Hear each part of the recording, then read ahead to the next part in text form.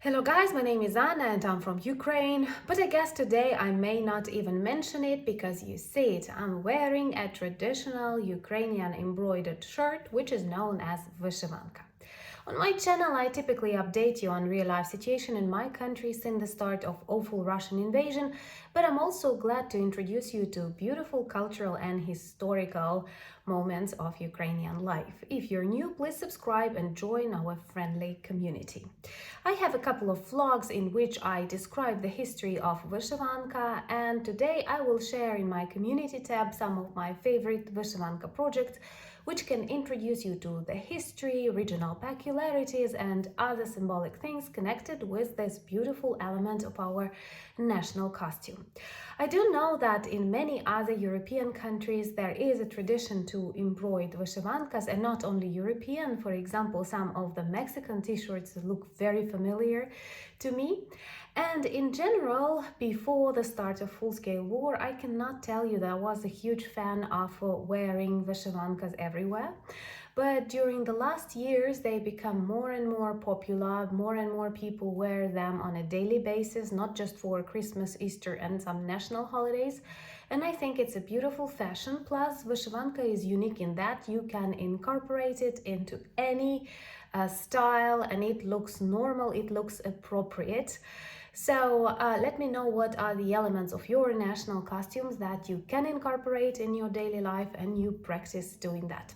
I'm wearing this vyshivanka today because we celebrate Ukrainian Vyshivanka Day, and people are encouraged to come this way to offices, schools, and all over Ukrainian streets. You can see hundreds and thousands of people wearing different vyshivankas and telling stories either from their family heritage, because many of vyshivankas are kept for centuries in families, or by new fashionable, and even some Hollywood celebrities were noticed wearing Ukrainian vyshivankas. So in general, this is a definitely positive fashion. But I have spoken lots about that. Maybe in future I will record a more professional video with more attention to the history of Ukrainian national costume. But today I want to speak about two very important events that we Ukrainians discuss, and I see that the task of my channel is actually to update you with the things that are important for Ukraine in Ukrainian society so that you know more about us. So if you're new, subscribe. And also you can follow me on Instagram, Facebook, join my Discord community. All the links are in the description of this video.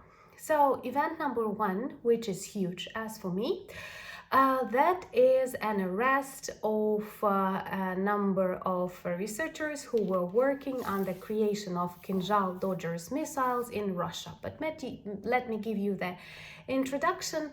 So we all remember that this week started with a massive missile attack on Kyiv, and that was a very shrewd, very brutal, and very Russian-style attack because it was combined. It combined Shahed drones.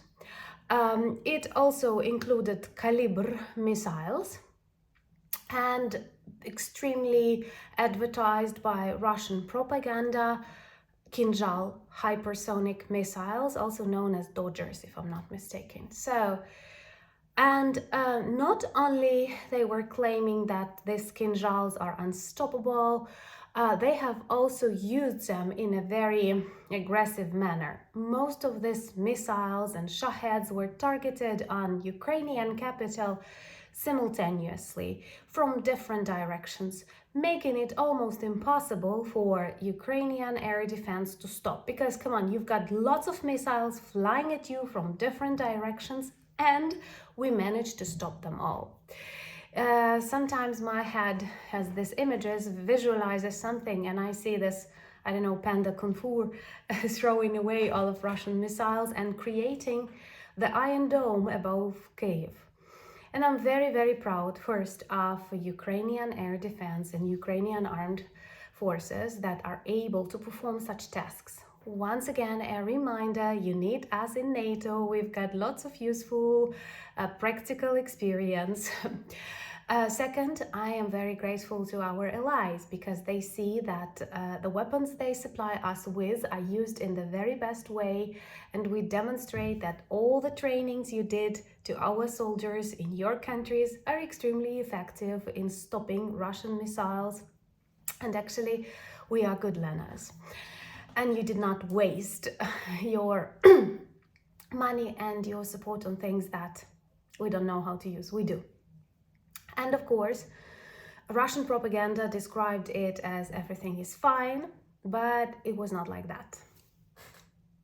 And despite saying one thing to the people, as they often do, they have started doing investigations inside Russia because, come on, they were saying that Dodger's KINZHALS are unstoppable, super more than innovative missiles, and they were stopped by PATRIOTS. And here, attention once again, Patriot systems are super good and super important for us, but they are not new. And Russian KINZHAL missiles were supposed to be the newest missile technology, unstoppable by old systems. And here we see that not so new NATO equipment, US Patriot system worked perfectly well at stopping super duper modern Russian missiles. So once again, they were brainwashing their own population for so long that they started to believe their own propaganda messages, and you see how dangerous it can be. So they were shocked, and they started doing in a very typical Russian manner. They have arrested 3 developers of KINZHAL missiles and accused them of high treason, of national treason. Of course, they have invented some other reasons, not the production of these KINZHAL missiles that are actually stoppable but not unstoppable. But once again, what does it give them? Instead of, I don't know, working more with these developers, making them change something in the technologies, they simply arrest them and maybe kill them in prison or something. This is very, very typical for Russians, and once again it demonstrates that how they solve problems like that exist inside of their society. They simply send someone to prison or deny the fact that a problem exists, but they are never working on these problems actually. And once again, this demonstrates that if you can only imagine there is a war between Russia and NATO, well, it goes without saying, perhaps in 3 days, in 3 days. Another thing that I would like to mention is the Summit of Council of Europe in Reykjavik. And I'm so happy that I have subscribers from different corners of the world, and one of my subscribers actually informed me and updated me on the way this Council of Europe took place, the summit, and how many preparations and other stuff, and you feel very much connected to that. And there are many important decisions that were made during the summit.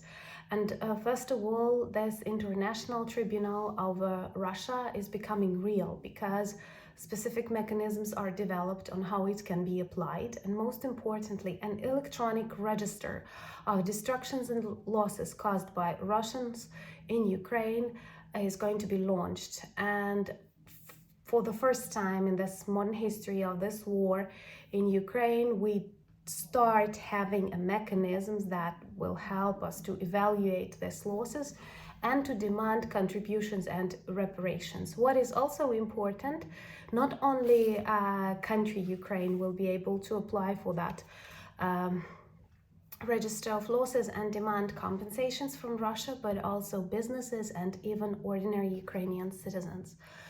Of course, the losses and traumas that Russia caused and continue causing to Ukraine cannot be measured by any billions, but for the development and reconstruction of country, we will definitely need much money, and most of this money should be Russian, because Russia should be punished for that. It was its decision to invade Ukraine. They have decided they need it, so now they have to pay for it. So thank you once again for your support, for your updates that you provide me with. Thank you for buying me coffees. I spent them in drinking warm tea to finally finish my cold. Thank you for becoming my patrons. Introduce yourself to our merch where you can buy lots of t-shirts that can be same beautiful as Ukrainian embroidered shirts. Let me know what ideas, topics you would like me to discuss on my channel. And thank you for standing with Ukraine. That is the most important thing for us today. Slava Ukraini!